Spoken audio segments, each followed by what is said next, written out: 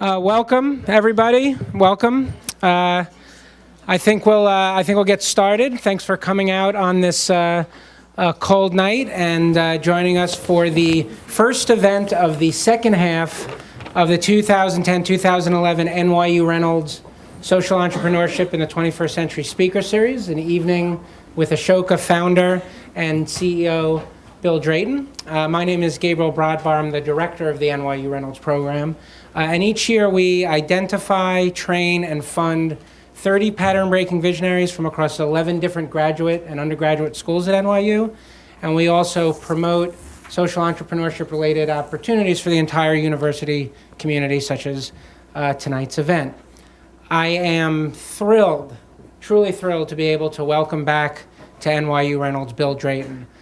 I think quite simply, no single individual has probably done more to build and shape this field than he has in a very genuine way. And I think we're going to learn a lot about how all of us can prepare for what he envisions as an everyone a changemaker world.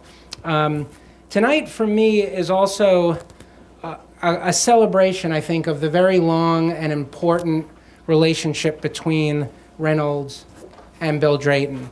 When we started planning for this program back in September of 2005, my boss, Dean Ellen Scholl, who's the Dean of Wagner, landed for us a lunch with Bill Drayton. And I hadn't been on the job for 2 full days. I could hardly spell social entrepreneurship at that point in the game. And here I was, having the opportunity to pick the brains of really one of the principal architects of the field. And he shared with us at that lunch some really extraordinary ideas and insights, and really opened his network to us in a way that has shaped our program in some very fundamental and very important ways. For example, this year we are celebrating our 5-year partnership with Ashoka's youth venture, which Bill chairs. And each year, Ashoka Youth Venture and NYU Reynolds partner to sponsor the undergraduate university-wide Be a Changemaker social business plan competition. And so far, we've supported the launch of over 140 student-led social ventures, provided them with nearly $200,000 in capital, and an array of very intensive support services that allow young people to try and realize their own vision of change. He also introduced us to Susan Davis, who is then head of Ashoka's Global Academy of Social Entrepreneurship and helping to oversee their expansion into India and the Middle East and North Africa. He also introduced us to Trabian Shores, who is then head of Ashoka US. Now, we didn't exactly poach these guys from Ashoka, but for the last 5 years, they've been serving as our 2 NYU Reynolds social entrepreneurship coaches, providing critical mentorship and guidance to our 100 fellows, scholars, and alum. And when we started this speaker series back in September of 2006, he agreed to be our inaugural speaker. So we're very, very grateful to him for everything that he's done for the field and everything that he's done for the Reynolds program, allowing us to contribute meaningfully to the field. So who exactly is Bill Drayton and what exactly is Ashoka? Ashoka is a global association of some of the world's leading social entrepreneurs. These are men and women who focus on realizing paradigm-shifting solutions to the world's most urgent social problems. Since 1981, Ashoka has elected nearly 3,000 leading social entrepreneurs as Ashoka Fellows, one of whom I'm proud to say is an NYU Reynolds alum, and provides them with living stipends, professional support, and access to a global network of peers in nearly 70 countries. I think Bill himself is a great example of a true social entrepreneur. He's constantly focused on realizing sustainable and scalable social change.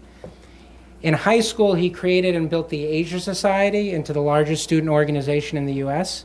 He was also a member of the NAACP and actively engaged in the earliest days of the civil rights movement. He studied economics, law, and management, earning degrees from Harvard, Oxford, and Yale. From 1977 to 1981, he served as an assistant administrator at the US Environmental Protection Agency, where he successfully entrepreneured a series of major innovations and reforms, including the introduction of emissions trading, which became the basis of the Kyoto Protocol. It also earned him, and I think this is really cool, a week-long stint as a character in the Doonesbury comic strip. And you really know you made it when you wind up in Doonesbury. In 1981, while also working as a consultant with McKinsey, he launched Ashoka, and he received a MacArthur Fellowship 3 years later, which allowed him to pursue Ashoka full-time. Not surprisingly, he has been awarded a dizzying array of recognitions. In 2005, the U.S. News & World Report named him one of America's best leaders. In that same year, he was awarded Yale School's highest alumni honor, which is the Yale Law School Award of Merit.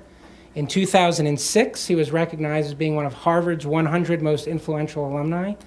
In 2007, very good year, he earned Duke's Social Entrepreneurship Leadership Award, the University of Pennsylvania Law School's Honorary Fellow Award, and the Guy Foundation Peace Award. In 2008, I think Bill took a nap because there were no awards for that entire year. But in 2009, he received an honorary doctorate of human letters from Yale. And most recently, and of course, I think most importantly, in May 2010, he received an honorary doctorate from NYU. None of this, it seems, has slowed him down a bit as he continues to inspire and support programs like ours and thousands of people who want to meaningfully get engaged in changing the world. So please warmly join me in warmly welcoming Bill Drayton. Thank you so much.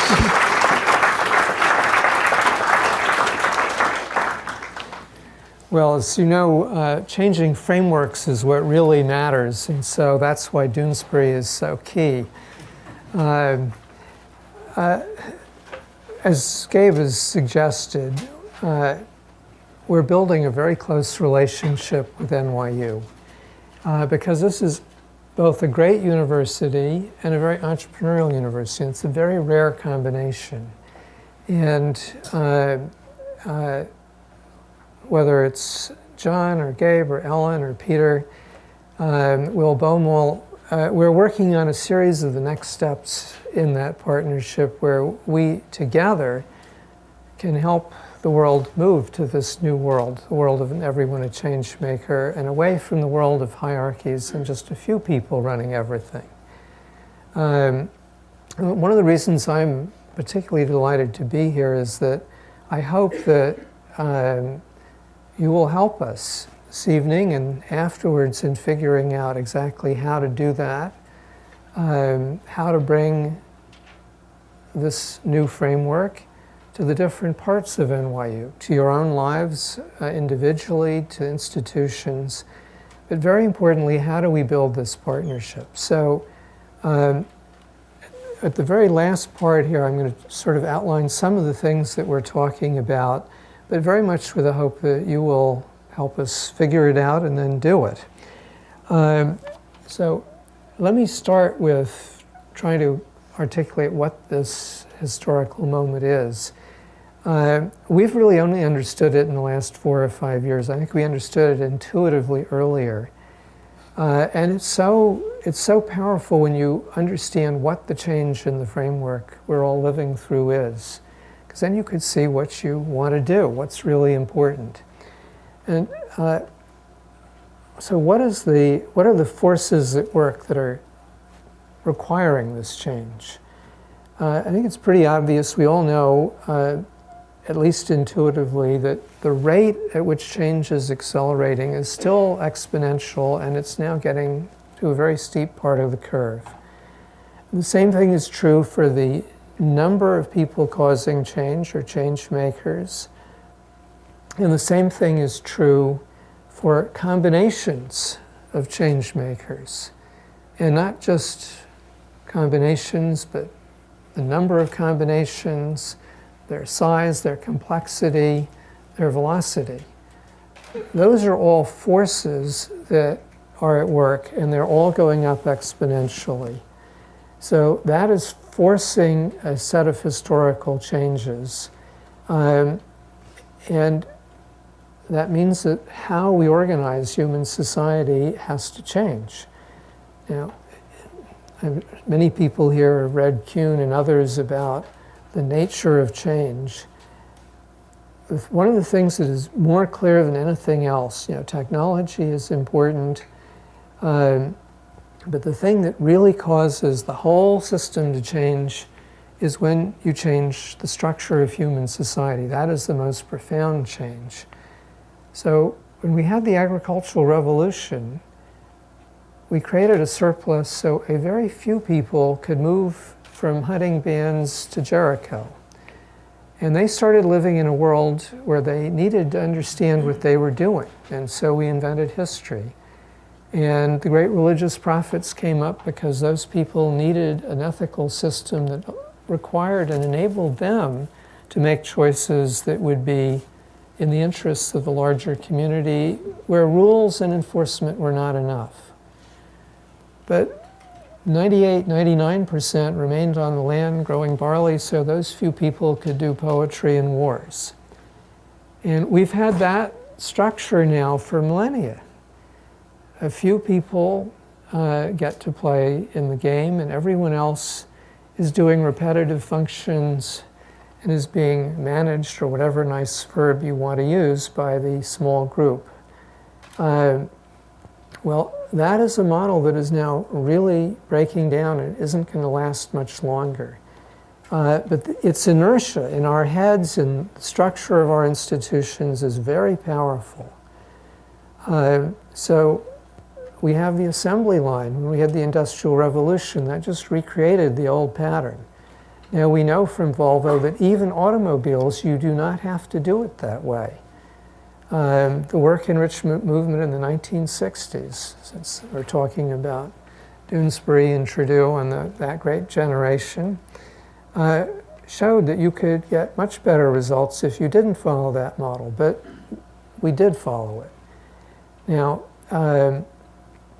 what is this new world going to look like? Well, one thing that we know is that a few people telling everyone else what to do simply won't work. Because change is now coming not from one direction slowly, but it's coming from all directions, faster and faster. And a few people assuming that thousands of other people just do repetitive functions can't deal with that. What you need instead is a very different model. It's a team of teams. So there's change going on over here. Okay, well, how can we contribute to that change? That's how an institution in the future is going to be able to create value. Well, how do you contribute to that change? We got to put together a team of people, which inside your institution, outside it, and it's going to change. Because you're not producing the same thing over and over again. Change keeps moving. So a very flexible team of teams is really where we're headed. You can see this already. We're not imagining this. Silicon Valley, Bangalore, the centers of innovation, that's what they are. It's very rapidly moving teams of teams, and the competition is how do you get good at helping change makers do that. So the key factor for success for any organization going forward, any city, any ethnic group, any country, what's it going to be? It's going to be what proportion of your people are change makers, at what level, and how well are you enabling them to work together? Very flexibly in very fast changing ways. Anyone who falls behind, any country that falls behind, is going to be the next Detroit. It took 50 years for Detroit to go from being the top of our technology, one of the wealthiest places. We were really proud of it. Everyone there was proud. That's probably one of the reasons that they didn't. There's the problem. No. Go ahead. You change this slide. Sorry. Did I touch this thing? Yeah, it's too short. Nobody look, this is supposed to be a surprise. And with this, you change to the next All right, I'm going to put this up here. Okay. Now, this is an innovation. Good.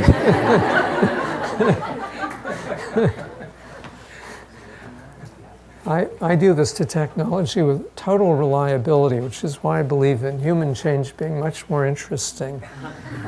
All right, so what is the key factor for success? Number of change makers and how well they work together. All right.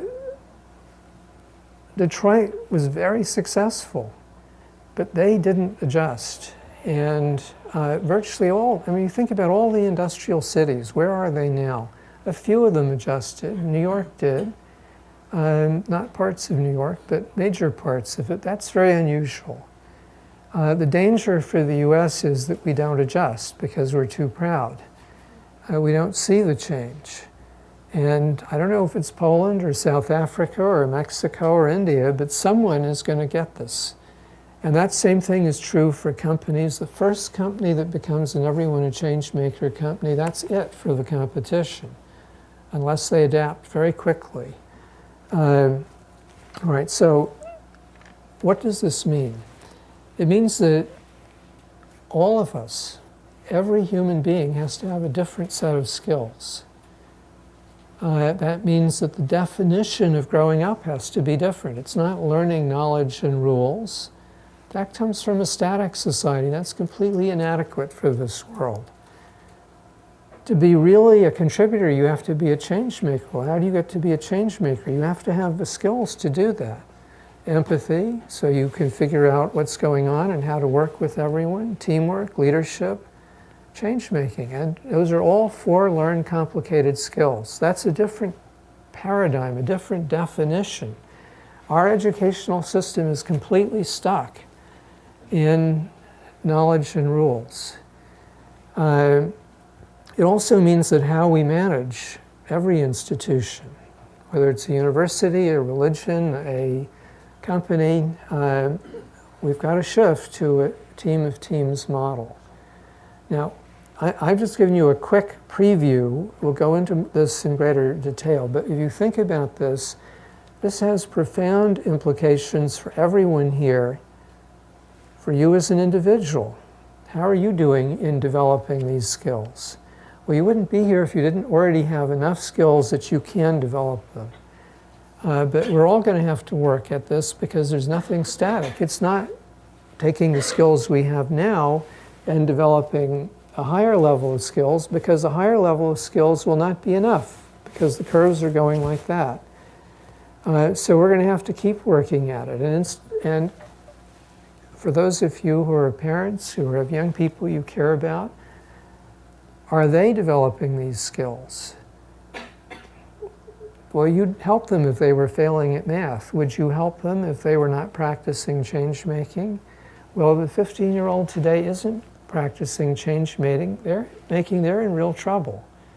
These are very complicated skills. You have to master them before you're an adult. All right, so you yourself, you as a parent, if you're going to manage an institution, the institutions are going to have to go through this transition. Have you thought through how you're going to help whatever institution you care about make that transition? The university. This is a very important moment for a university like NYU. NYU can make a really big contribution, partly because you have to be entrepreneurial yourself to be able to help other people get there. This is one of the only really excellent universities that really is genuinely, honest to God, entrepreneurial. That puts you in an incredible position to contribute in this moment in history. Now, just translate that if you're a professor of history or economics or sociology or psychology. If you don't understand this change in the strategic environment, how can you possibly do a good job of interpreting what's going on or understanding what's been going on to build up to this over the last 300 years? If you're in the business school, if you don't understand this fundamental change in how we have to organize things, something is missing.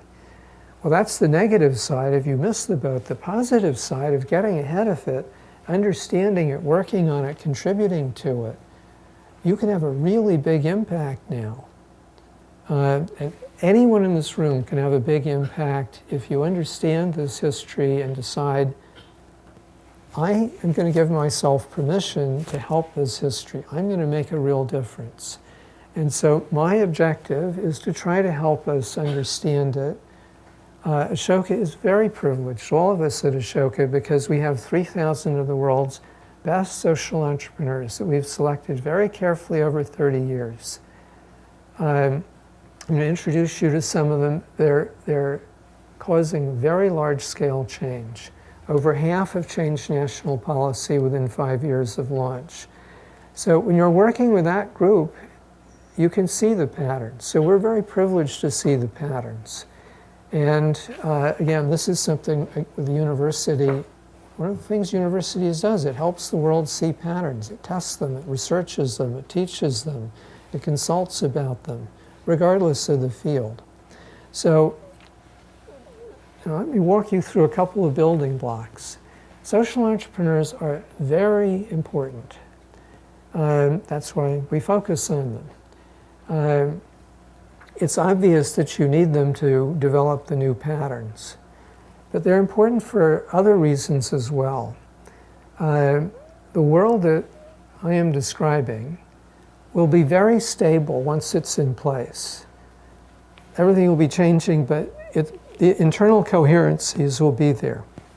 People will have the skills, the organizations all through the life cycle will be encouraging and developing those skills.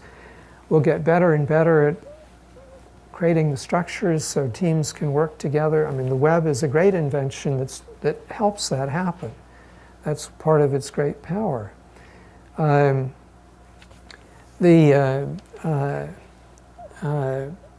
social entrepreneurs, however, play a very critical role here.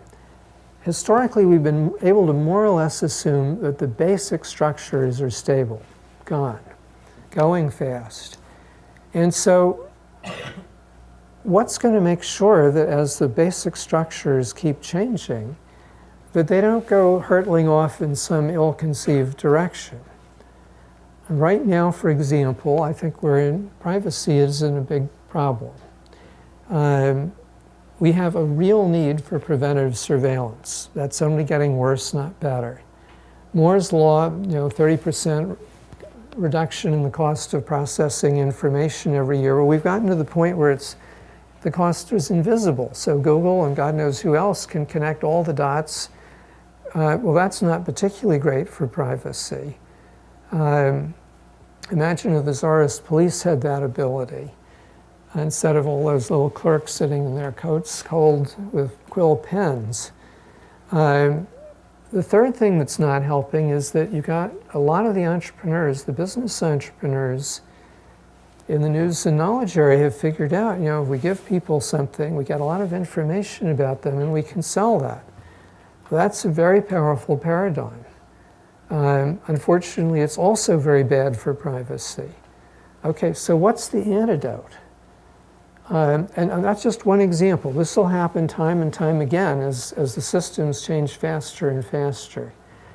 Well, systems change. Whose business is that? Well, it's the entrepreneurs. That's what entrepreneurs do. That's what defines entrepreneurs.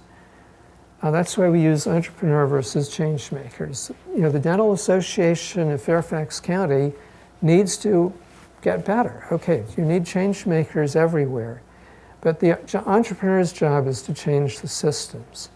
So we need entrepreneurs focused on the systems who care and are totally committed to the good of all. That's what defines social entrepreneur. It's not the people working in environment or education or some subject matter. That's a historical phenomenon, an accident. Business took off, so that was different from the areas where business wasn't so engaged. Well, you've got businesses in education and you've got businesses in housing and health. I mean, those boundaries are going away. But we need a class of entrepreneurs who, deep within them, are totally committed to the good of all. And that's what the social entrepreneur is. And so it's very important that we make the social entrepreneurs really powerful. And that's really what Ashoka's mission vis-a-vis social entrepreneurship is about. And so, if I may, I'd like to introduce you to some social entrepreneurs. Many of you are social entrepreneurs, but it's still helpful to see some others. Ask yourself, what is it makes these people great? And I'll give you a clue up front.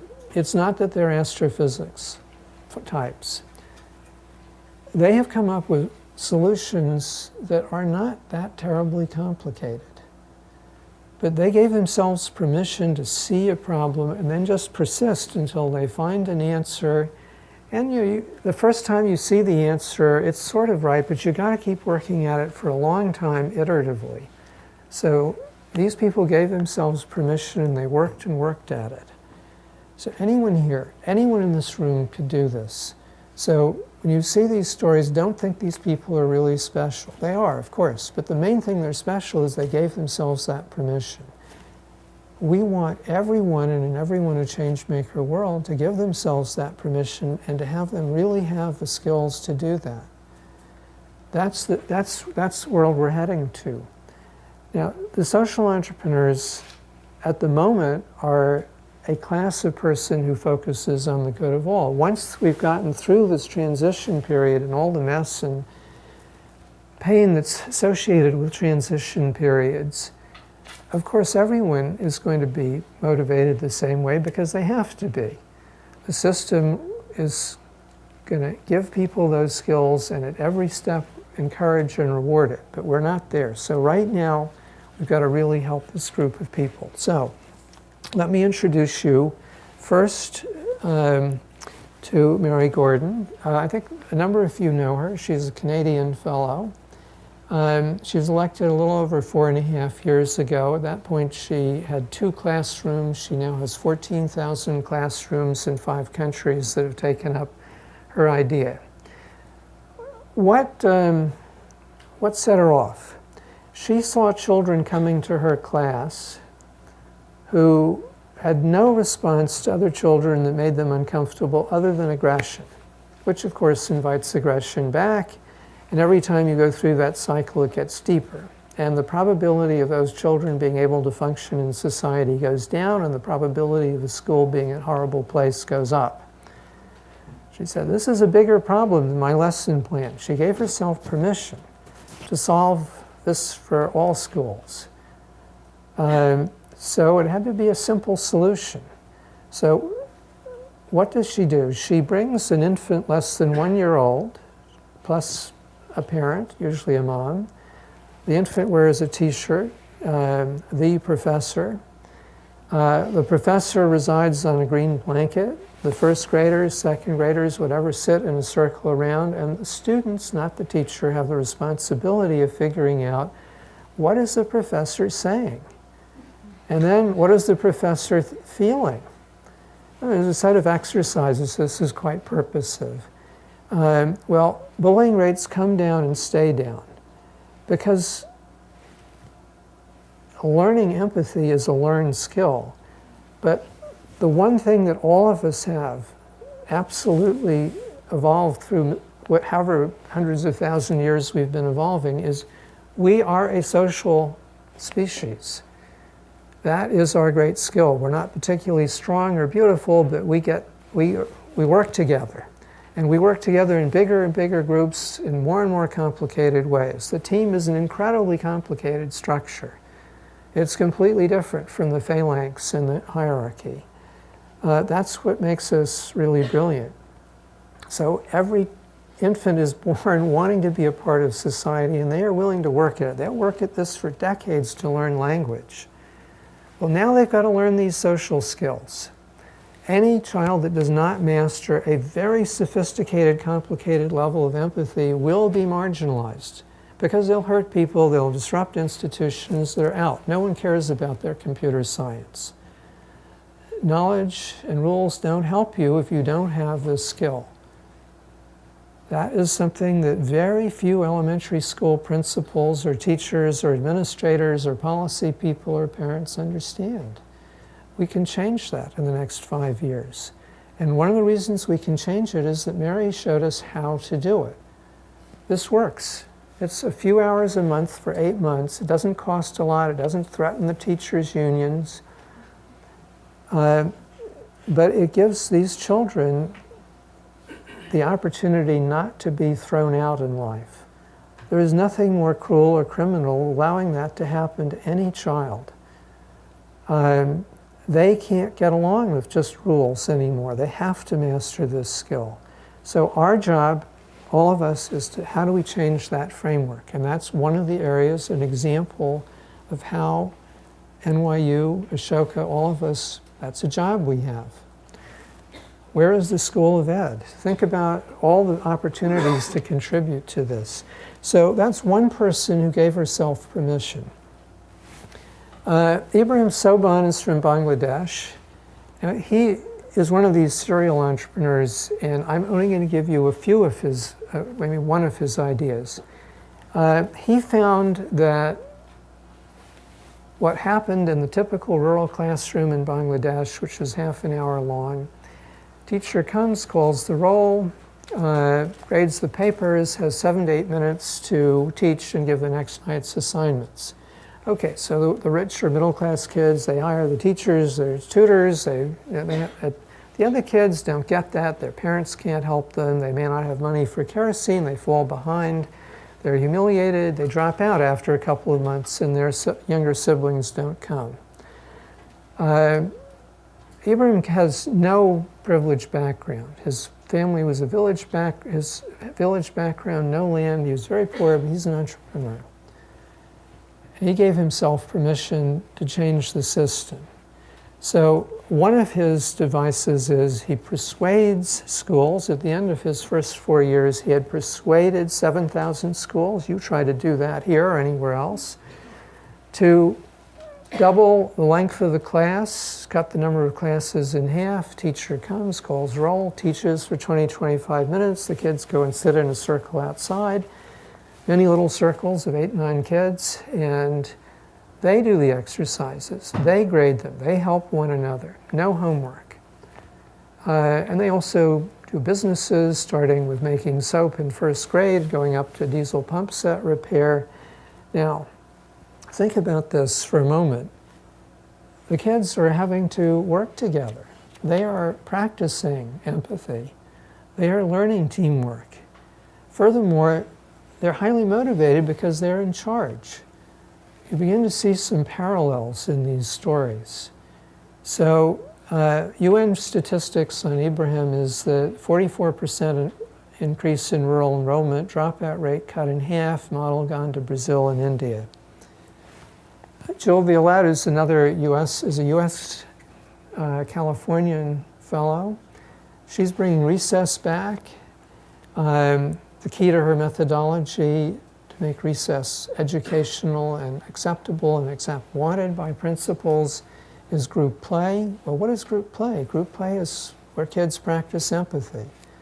There's a Boston fellow, Eric, who has brought to many cities, including New York, a similar program, completely independent, to get kids to play together, work together, learn together in the classroom. There are 700 fellows who are dealing with kids and young people. These are just 3. Now you can begin to see how the pieces fit together, and you begin to see the patterns and where it's all leading. Now this is, I just want to quickly give you a slight taste. So I'm going to come back to this issue of the new paradigm of growing up. Bright Simon is a Ghanaian fellow. There's a big problem in Africa. Maybe 40% of the pharmaceuticals are fakes. That's a big problem. So he said, I'm going to solve this problem. What does he do? A lot of people suddenly have cell phones. So he set up a system that, you go to buy pharmaceuticals, you whip out your cell phone, you call this free number, and you read the number on the bottle, and if it's a fake, they tell you it's a fake. It's a really simple system at tracking a big problem. This is not a fellow. This is a giant African rat, which turns out to be A, smart, and B, have an incredible sense of smell. This rat is involved in mine clearance. Rats are much better at mine clearance than humans or dogs because they're light. If they step on a mine, nothing happens. But they can smell the mine really well. It turns out the rat is also very good at doing TB tests. It can take 10 samples and it'll tell you who has TB. Well, if you're far away from a lab, and this is good. There are 3,000 of these stories. The point is that if you give yourself permission, you can change the world. Now, we do an evaluation at the end of every 5 years. Here are the results. At the end of 5 years, we've done this for 9 years. Last year was done by the corporate executive board, so almost everyone is continuing full-time. This is after the startup stipend. 90% roughly have had independent institutions copy the idea. Over half have changed national policy.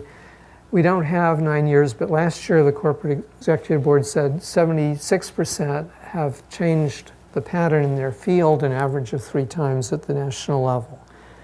So they give yourself permission, you really can change the world. The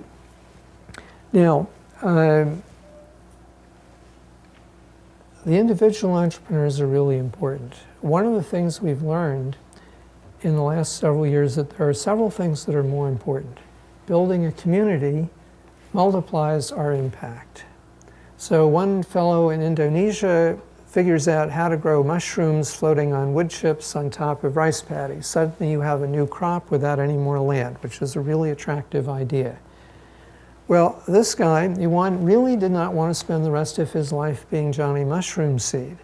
But lots of other entrepreneurs say, oh, a new crop that doesn't require land.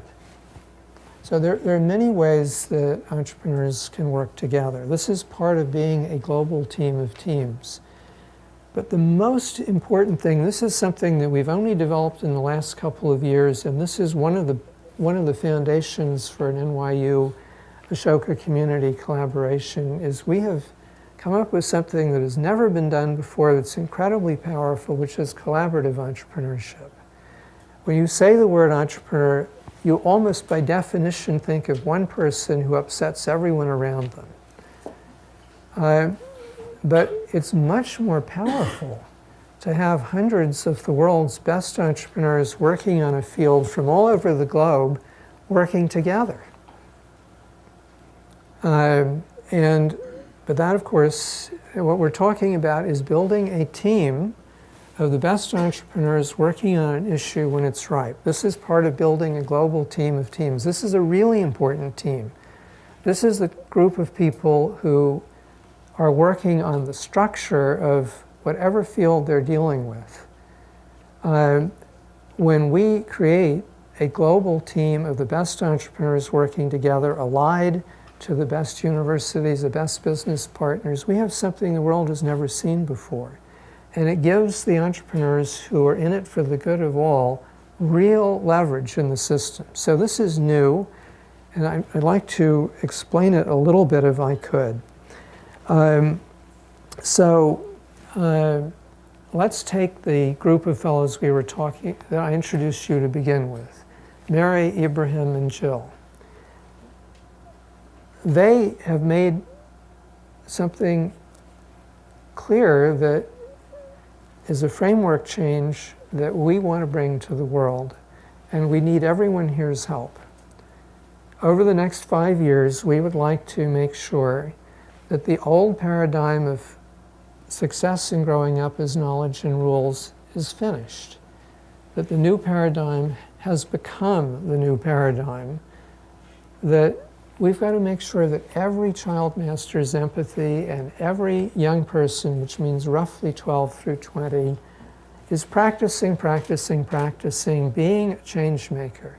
It's the only way you learn. We know that because we do life history interviews at great length for every serious candidate, for either staff or certainly for fellows. And we know that people who are entrepreneurs today started something when they were teenagers. If you were 12 or 15, you had an idea and you gave yourself permission, I'm going to make this idea happen. You get your friends together and you create a tutoring service or a dance academy or whatever, and you leave middle school and it's there, you are a change maker. You have just changed your world. You know that, no one can take it away from you. You actually have the skills, empathy, teamwork, leadership for change. You've just done it. And you brought 20 other kids with you. How many kids get that sort of opportunity in our society? Well, at NYU, it happens. We have this program here now for 5 years, as Gabe was saying. We're now talking about how do we take this out to the thousands of high schools that have sent students to this university over the last 10 years. we talked to the principals from both of the sides saying, look, there's a new paradigm of growing up. NYU is focused on this. We have the Reynolds program. We have 10 other programs.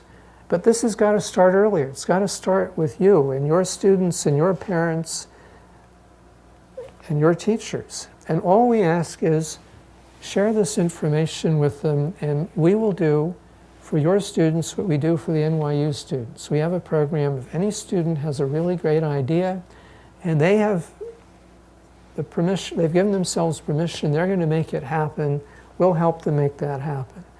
Well, that is going to have a big impact. People will listen to NYU saying that because they want to come here. And those students are going to be exactly the sort of students NYU wants.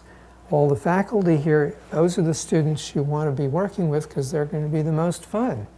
And they're going to have the biggest impact. And that completely fits what this university is about.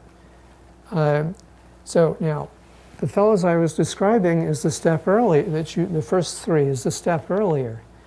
Every young child must master empathy.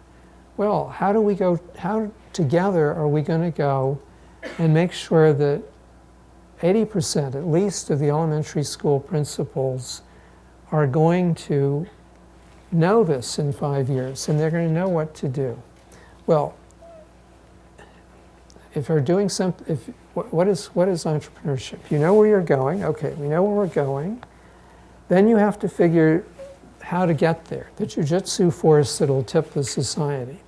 So collaborative entrepreneurship, I've just given you some background here. So what is the methodology? When we have 700 fellows, there is no question, none, that major change is coming. Each of them bet their lives that they're going to be able to cause major change for children and young people. Now we figured out the patterns and where it's heading, the new paradigm. And so the question is, how do we actually tip the system? How do we entrepreneur so that 5 years from now, 80% of the elementary school principals get this? Well, just take the US. There are 90,000 elementary schools. If we can get 5% of the influential elementary schools to do this, maybe 50 to 100. And if we can get 30 of the maven intellectual intermediaries, scholars, NYU, writers, publishers, to get this. They see that this is really important for the society. It's really important for our young people. Our companies are not going to be able to hire change makers if we don't make this change now. We don't want America to be Detroit. Well, NYU can help build that community, both parts of it. If we do those things, we can actually tip the country. Now, if we do that for 7 to 9 countries in the world, China, Indonesia, India, Brazil, US, those are the 5 big ones that totally dominate their continents. Probably German-speaking Europe, Japan, highly influential. You can argue about the next ones, maybe the Arab world, maybe the Spanish-speaking world, but if you get that core group of countries and do what I just described doing in the US, together, we can tip the world. And we have 700 fellows, and we hope we'll have a partnership with you here at NYU contributing to this. Now, that's one example of collaborative entrepreneurship. Now, we did not decide that this was the cool thing to do, and we wanted to do it, and in our great genius that this was the right thing to do. We observed the entrepreneurs made that decision. And then we're developing the methodology that allows us to think together, to figure out where we're going, and then to entrepreneur together. That's what collaborative entrepreneurship is.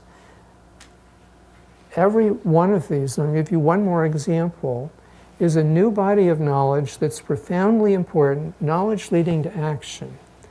Every one of them is absolutely vital for faculty members, for students, anyone who cares about this field or functional areas cutting into it.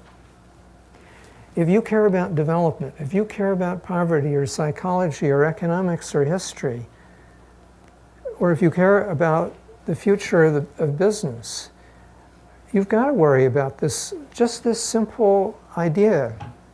There's a new paradigm that we either get to or we don't. If we don't get this in place in the US now, we're toast, or Detroit, or whatever you want to call it, not in 50 years. We don't have 50 years because the nature of the curve is exponential. It's going up faster and faster. It's already pretty fast. Almost everyone here can contribute. Now, I want to give you one other very different example of collaborative entrepreneurship, so you don't think that this is something about education or growing up. There's another large group of leading entrepreneurs that we have gradually found across the world in Ashoka. I mean, there ain't many of these groups. We've got 12 of these collaborative entrepreneurship efforts underway, but here's another. Full economic citizenship. Lots of entrepreneurs care about that. And we know many, many, many people in the world do not have full access to the economy. They can't play on a fair playing ground. They don't have access to information or capital. Their assets are in a mess because of property rights being a mess or whatever. 10 minutes. Okay, I'm moving. Okay. So one of the key principles that we've found is observing the fellows, is that the historical accident that there are two business systems serving every need doesn't have to be anymore. It came about because business took off and became entrepreneurial and competitive and grew productivity very fast. The citizen half of the world didn't do that. Business did something very radical. They said, anyone with a better idea, if you implement it, we're going to make you very happy and we're going to copy you. That is the everyone a change maker principle. That is the radical idea that set in motion all the productivity gain and change that has been going on in the last 3 centuries. In the last 3 decades, which is, we set up Ashoka in 1980, the citizen sector has been catching up. We suddenly became entrepreneurial and competitive. We have the same architecture as business. The number of citizen groups multiplied. In Brazil, it went from 5,000 to over 1 million in 20 years. Similar statistics all over the world. And we are now at the point we've caught up so much in number and competitiveness and productivity and scale and now globalization that it doesn't make sense to have 2 production and distribution systems for every need. There is a huge productivity gain opportunity for business, for the citizen sector, for the ultimate clients, by collapsing the 2 systems into what we, with beautiful sense of the English language, call a hybrid value chain. Hybrid business social value chain. So, now here we come to the point, we were at this point, this was clear 4 or 5 years ago. We said, okay, how are we going to get people to pay attention to this brilliant insight that we now have? How do we tip the world? So we've got to demonstrate it in 3 or 4 industries on different continents, show that everyone makes a lot of money, and et cetera. Well, we've now done that. And so I'm going to give you, and we've done it for new housing, for upgrades of existing housing, for rural small farmer irrigation and healthcare delivery. I'm going to give you 2 examples. So, in India, now in 100 or so villages in Punjab, you will find blue buildings like this. And there are 3 things in the building. One is you get safe drinking water for 5 cents a day. About 80% of the villagers buy this. That means they come to the blue building every day. In the blue building, there is a micro-pharmacy that covers 98% of needs. And parenthetically, think of Bright Simons from Ghana. This means that there is no fake drugs. It's not as bad a problem in India. It's probably 10-20%, but it's still a serious problem. High volume, low cost. Now, the third thing that's in that building is a distance diagnosis capacity. The doctor stays in town and doesn't travel. The villager doesn't spend 2 days going to and from the town. use artificial intelligence, tests go back and forth. Doctor does 11,000, 14,000 diagnoses a month. This is a radical change in healthcare delivery. It's profitable, funded by a private VC firm in California, among others. But it works because there are citizen groups on the ground who know the village, they have low cost. Now, they're no good at making reverse osmosis machines. You need both for it to work. Housing. In India, there are 24.7 million missing housing unit for informal sector workers in the cities. There's a market failure going on here somewhere. These are people who work hard every day. They're perfectly stable. You buy vegetables, you sell them, you make a profit every day. But no one builds houses for them. So the old business system, the for-profit builders, developers, financiers, they can't deal with them because there's no pay slips, there's no paperwork. You're crossing caste, class, other boundaries. They don't understand one another. So market failure. You have citizen groups who do understand these people, who have trust, who have low-cost structures, but they're absolutely horrible at real estate development and finance. Market failure. You put the two together, all of a sudden it works. So we have 10,000, in a year and a half, we have 10,000 units that have either been constructed or under construction, and $120 million of private finance. And these are actually going to the people intended, because the citizen organizations do the work of finding, screening, deciding, doing all that organizing, and they want it to go to those people. When Tata built something like this recently, you may have seen it in the paper, most of the units were sold out immediately. People bought up 5 units as an investment. So this is a really, this is a picture. It was about 120 degrees. This is in Ahmedabad at the time. And the people around the table are informal sector workers coming to buy these homes. The homes are 280 to 480 square feet. There are 100 designs. We're negotiating now with IKEA for specialized furniture, with Lafarge for building, pre-built walls, et cetera, et cetera. Again, you have a profound change because these social entrepreneurs around the world got together, we saw the pattern, and we have been entrepreneuring together. Now, it's important that we have examples in Egypt and Colombia and Mexico and Brazil, and they're very different. People can't say, this is us imagining something, this is for real. So there's an article in Harvard Business Review, September, about this if you want to know more. Now, because of time, I'm going to be very quick. Changemakers.net.com runs parallel to this process, opens it up to the world. So IKEA, okay, but are we going to get furniture? You have to design the furniture really carefully because of the space problem. How do we get furniture that's going to be really attractive? So we're having a worldwide open source design. How do we solve this problem on Changemakers? That's another part of the system. What you're beginning to see is the emerging architecture of the global team of teams. A very key part of it is the team of social entrepreneurs, but connected to everyone else through Changemakers. So if you're a 15-year-old in a small town in India, you can come and you can get the best ideas in the world.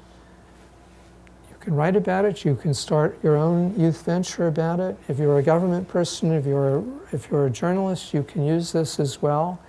This is part of the new architecture of a global team of teams. It's really powerful. Now, everyone here can contribute to this. The people in this room have the skills. This university should be playing a central role. I've just given you two examples of collaborative entrepreneurship. In both cases, they're changing the structure of the field very profoundly. This is fun. This is something you want to be a part of. So when you're thinking about your career, first of all the people who tell you you can't do things, which is most people, be polite, but ignore them. That's the biggest barrier right there. There is nothing that I have said here that you could not have figured out. It's just simple problem solving and persistence and being real and realistic and really listening to people. That's what entrepreneurs do. Think about all the different parts of your life. What skills do you need? What skills do the young people in your life need? How do you help them? You don't have to change the whole system. If you've got a 15-year-old you care about, and she says, this is a mess. You know, teenagers haven't learned that they can't do things, and they're not allowed to do things yet entirely, so they still notice that things are a problem. Well, you can say to that 15-year-old family member or friend, well, why don't you get your friends together and do something to fix it? Who, me? Yes, you. And by the way, this is really important. It's okay to forget piano practice. This is much more important. This is what's going to determine whether you're going to be a real player, whether you're going to be able to really contribute when you're 30. A 15-year-old today, think about that curve and think about what life is going to be like at 30. The dinosaurs of repetitive function institutions will be dead, gone. Where is she going to work if she doesn't have these skills? Well, you as a parent can change that. You can help school change. If just a couple of parents start saying, well, why don't we have Ashoka NYU's youth venture in this high school, that helps move the school. Everyone here knows someone who's influential as a writer or a teacher. Well, help them see it. And all of us can really contribute. Many people here will lead institutions, are leading institutions. Is your institution, whatever it is, whatever the sector, does it understand that it has to become a team of teams of change makers? Well, how are you going to help that institution see it? How are you going to help it get over that transition? That's not only a challenge, that's a huge opportunity. If you see that, you have the ability to make the biggest contribution. NYU can help the country, the world, see this big change to an everyone a change maker world. That's, once you see it, then you have a map and you can figure out what to do. So changing the framework, as Gabe said, that's really the heart of the matter. And that's what an institution about ideas and understanding and excellence is about, should be about. But let's work on the really important one. Okay, thank you.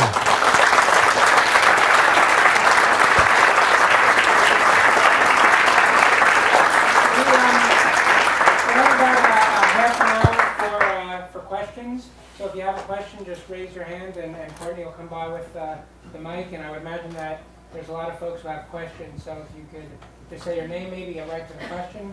Got somebody up front here on the right? Yep. Hi, my name is Matt De La Fuente. I was just wondering, based on the American graduate education system now costing well north of $100,000 for an MBA, an MPA, an MPP, and so on and so forth, how do you expect American graduate students to cope with that level of student debt and be entrepreneurs and raise a family, mature, grow old, and so on and so forth? Well, I just turn the question right around. How can you expect to deal with the debt if you aren't an entrepreneur? You're certainly not going to do it on a salary very easily, and especially on a salary that's coming from a job that's going to be obsolete because it's a repetitive function job.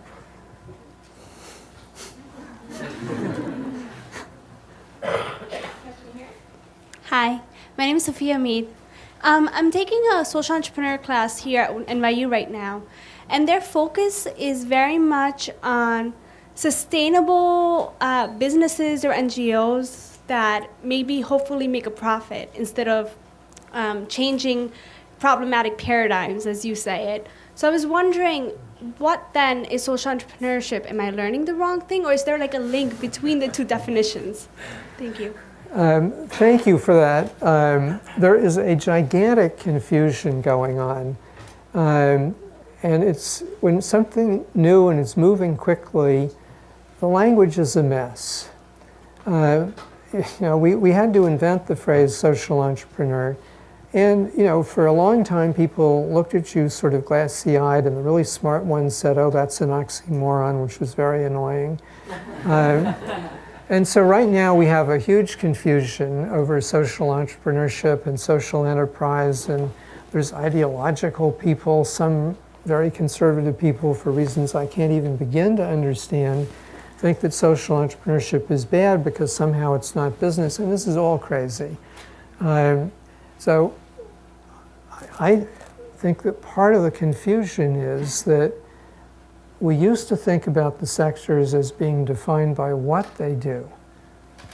But we've got businesses and education, we've got religions, we've got government, we've got social entrepreneurs, we've got homeschooling for 2.5 million kids in this country. Everyone's in it. So the same thing is true for all these other areas. The old way of dividing by subject matter it's not entirely gone. It still has some historical relevance, but every year it gets less and less useful. I think the most useful definition of social entrepreneurship today is the entrepreneur driven by and therefore acting on behalf of the whole of society, all of us. If you're only concerned about the shareholders, you're not.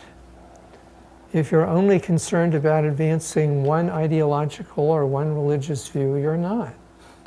The social entrepreneur is. I think that's the core definitional difference. Now, I hope and believe that going forward, everyone is going to be motivated that way. We're in a transition, a very awkward, confusing transition from a world of rules and enforcement. It used to be if you do something unusual, Zeus will cut your hand off. Bad. That's still our dominant way of doing things. But the new system is coming in very quickly. Psychology as a field was only invented about 120 years ago. And it was mass popularized very quickly because people need it.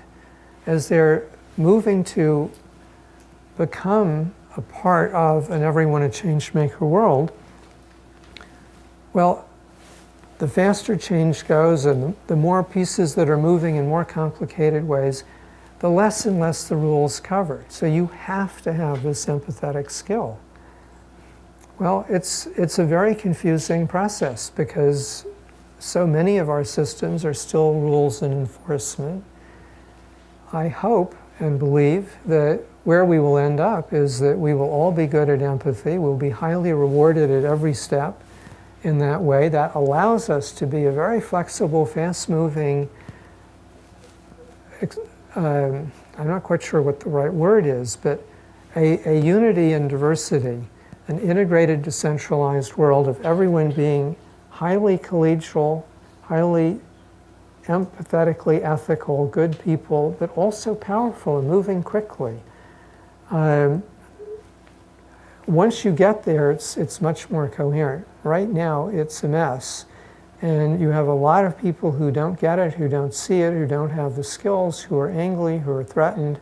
The people in this room cannot imagine what it's like to not know how to cause change, to not understand what's going on. This is absolutely terrifying.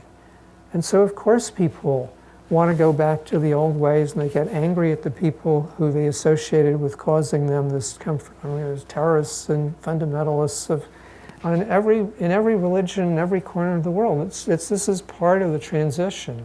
And so, I think being clear about what an everyone a change-maker world will be is the compass that helps you through that. A comment and a question. First, I wanted to acknowledge, obviously, not just you and the work you do, but your team as well. I've been very fortunate to work with Bruno Borges, Danielle Goldstone with Law for All, and now Youth Venture, in part because when I arrived at the law school, I'm a Reynolds Fellow and a law school graduate. When I arrived at the law school, people didn't know what social entrepreneurship was. And when I started working on it, the first people to support that were Ashoka people, Danielle, Bruno, and now because of that, there's a lot of activity at the law school. And next week, the pilot project is being launched where law students are going to help youth venture teams incorporate as nonprofit organizations, which is very exciting. And it's great to see how law students can see themselves as change makers. And on that note, my question is, your definition of social entrepreneurship and the way you describe the characteristics of social entrepreneurs leads me to believe that you see change makers not just as people with the big ideas who build teams, but also those who join teams, like the law students who are going to be helping these youth venture teams incorporate. And I was wondering if that interpretation is true and whether you could comment on that. Well, first of all, thank you for what you're doing. You took initiative to make this happen in the law school. That's an example of what anyone here can do. So that's really important. And I should tell you that Danielle has, in the last few weeks, taken responsibility for leadership in the Every Child Must Master Empathy work. Sorry, could you just repeat the second part for a second? I was so struck by the first part.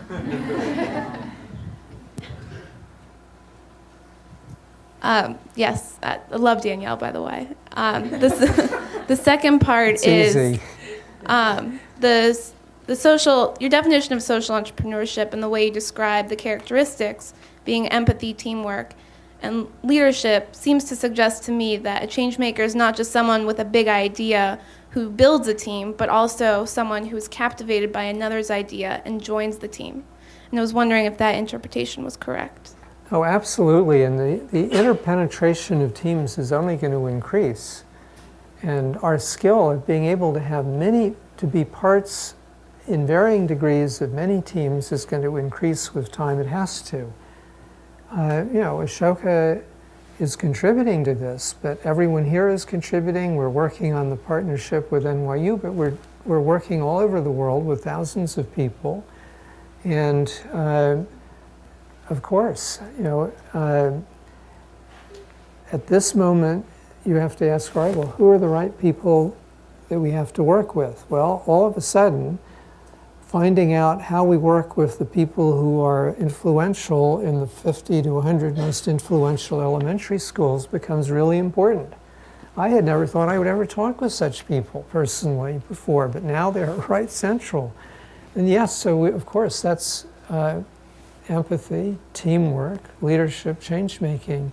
Those are completely interconnected, and we all have to have all of those skills, we individually and we as groups. 1 and 2. Hello, I'm Genesis. I'm a scholar at the Reynolds program as well as a fellow at the Hip Hop Educational Center here at NYU. I'm really fascinated by this concept that you say about motivating and mobilizing the youth to understand their own influence and power. I'm a hip hop performer, so I pay attention to the entertainment sector. And it seems like the negative behavior and mentality is perpetuated by the media and entertainment. It seems like young people are more involved with Jersey Shore and 50 Cent than they are with, social issues that are going on. I want to know your advice as far as what role do you think the entertainment industry plays in social entrepreneurship, and any advice with me and my constituents on how we can infiltrate and use the entertainment sector for our own motives of mobilizing and motivating the youth to become change makers. I totally love this question. Every generation of young people finds some artists that don't talk to them, but talk with and for the generation. And those are the artists that have a magical power and are with that generation for a very long time. You can think about it, and the art form changes a bit, but music is always important, almost always important. And that goes to the heart of the matter. The way we deal with young people today, except for small elites, is absolutely outrageous. No one else would put up with it. They've long since given up putting up with it. Women don't tolerate it, colonial people, but we still treat young people that way. You know, we adults are in charge of everything. Stay out of the way, you're pretty incompetent, we do it better, we'll do it faster. Now, how on earth are young people supposed to master these skills in that sort of environment? So the potential for the arts, as it always is to reach over that. We have fellows in the hip hop area in Brazil, for example. It's a very powerful tool. In Japan, Dai Sato, who is probably the single most important person in the anime movement, he was sitting on Youth Venture selection panel. He loves it, he gets it. And one of his ideas, his idea to us is, why don't we go to 150 of the best artists, musicians, and have them look at the 3,000 Ashoka Fellow stories and choose one, and use their art form to get across this idea. Well, that would be very powerful. Youth Venture, if I may expand on this for a bit,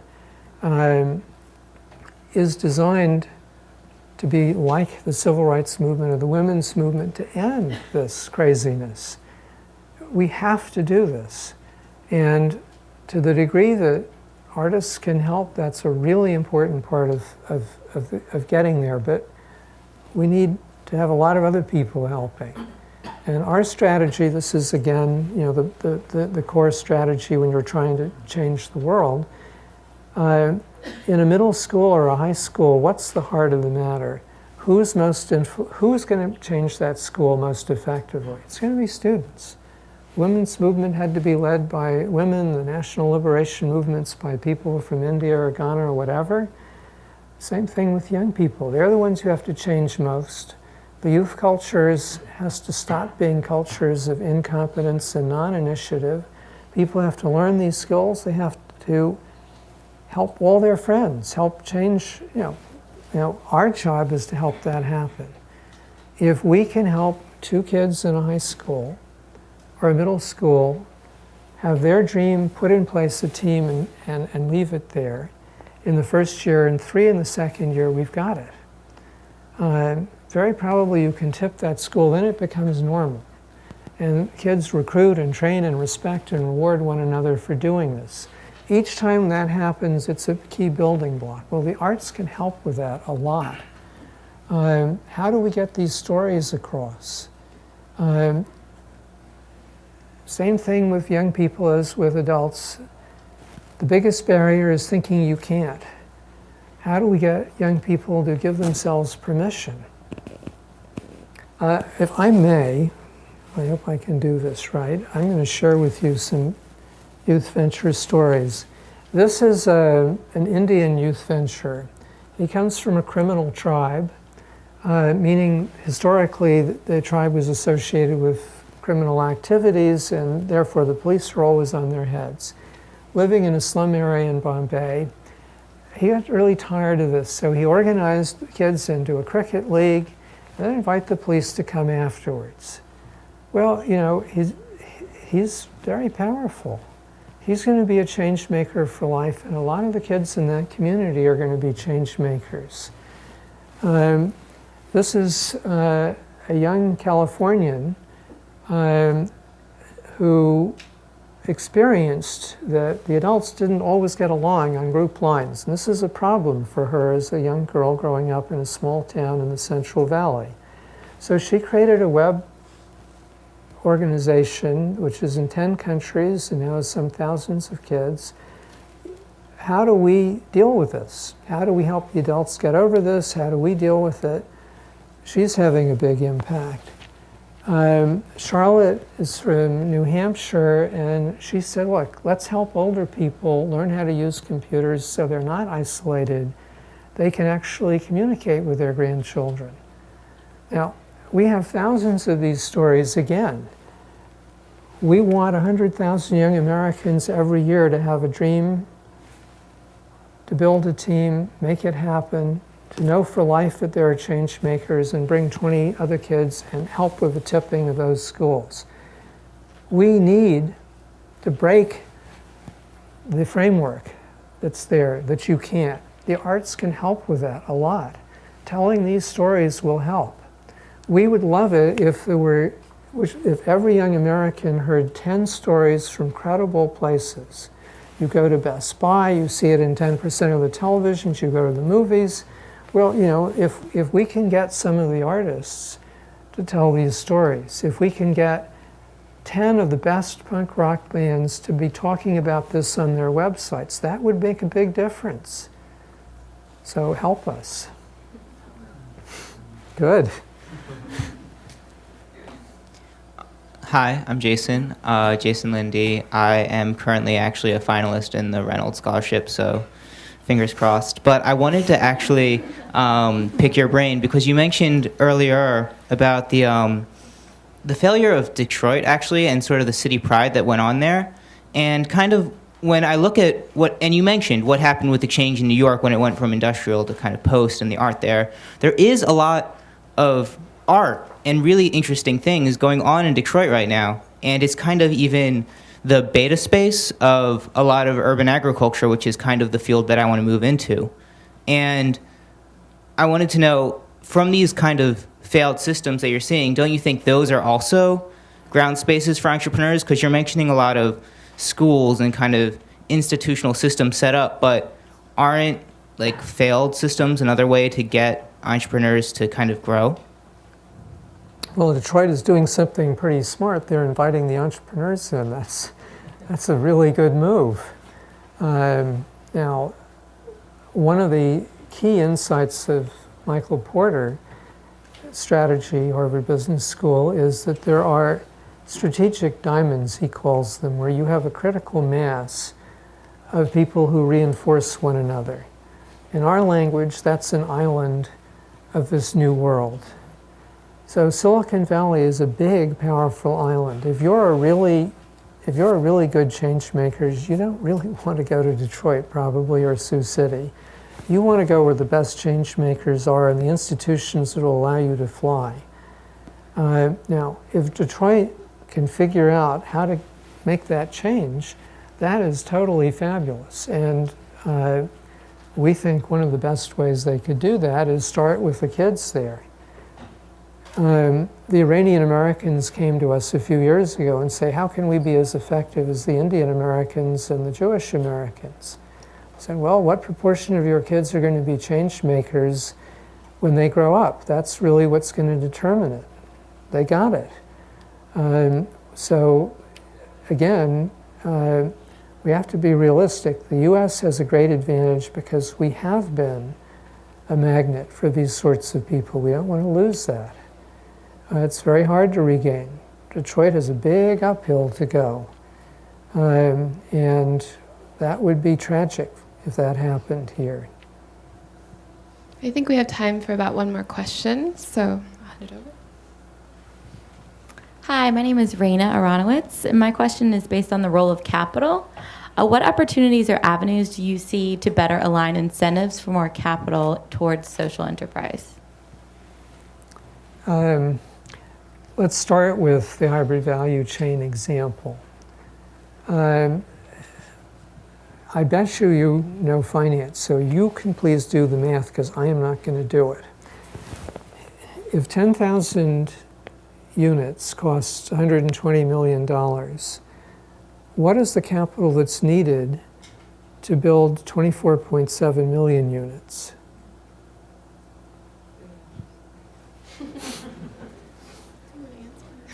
I don't know. Actually, I'm asking this question because I was offered a job in finance today, but my heart is in social enterprise, and so I'm kind of wondering how the aspect of financial services can lead to social enterprise. Well, if anyone here knows the answer to that question, they're welcome to speak up. But it's a gigantic number, with more zeros than you can imagine. And that's before the 700 million move in from the countryside, and that's only India. And that's one need. That's all private money going into that.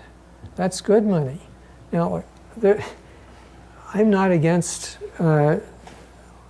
helping one person. It's a good thing. But when you change the system so that it works, that's a lot better and you get real scale. Every hybrid value chain is creating major new financing needs. There are 400, 500 million small farmers who don't get drip irrigation because the companies don't find it profitable to serve small farmers. And the governments can't do it, and it's just a mess. Half the arable land area of Mexico does not have irrigation because of this market failure. Hybrid value chain, we can get it down to from 55 hectares to 1 or 2 hectares. Oh, that doubles or triples the farmer's income, makes it more secure, and you save water. Well, think about the financing. All of a sudden, you have several hundred million people, 400, 500, who need a couple of $1,000 per hectare to put this in. Now, this is a good loan. They're not going bankrupt tomorrow if you just doubled or tripled their income, and they're no longer as dependent on whether the rains come or not. And you have pipes you could take away. So the point I'm making is that when you get out of the assumption that we're still stuck in the old model, there are huge financing needs and opportunities. And one of the things we're doing is trying to find the right partners in the for-profit finance industry to show them this new business.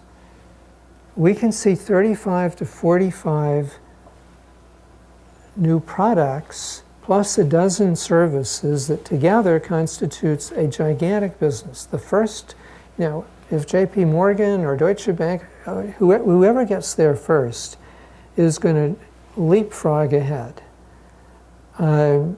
These are big opportunities, not small ones, but you got to re-engineer the system, and this is real. This is not, false mortgages and all that stuff. This is real value. There's tremendous opportunity. Part of the transition is we have a completely wretched, awful, pathetic, non-functioning financing system for the citizen sector. Foundations do not have to listen to anyone. They don't. They listen to themselves because they don't really get along well with anyone else. Everyone pretends. They meet you at the airport and all that stuff. But there's not, it's terribly dysfunctional. Any sector that doesn't listen to its clients is finished, except they have all this money, so they're not finished. Now, government is a lot better because they have to listen to someone, but frequently it's the wrong person. So it's not the person in Mali, it's the contractor in Washington. It's the housing contractor, not the person in Bed-Stuy. But they have to listen to someone. That's a big improvement. So we need to engineer a new financial system, and Stuart Yasgur, who's somewhere here, is in charge. Where is Stuart? Stuart, stand up, please. Stuart is in charge of this, so please help him. We'll be outside after that. Now, think about it. You've got a business school, you have all sorts of connections, you're here in the capital of finance, at least until the Germans take over this week. People in this room could probably do something about this. And these are all examples of how we need to work together. And so I'm very grateful to the work so many people, Gabe and so many others, are doing to build this strength, to build this community at NYU, and to build the partnerships. So, Gabe, thank you very much. And thank you all very much. Thank you.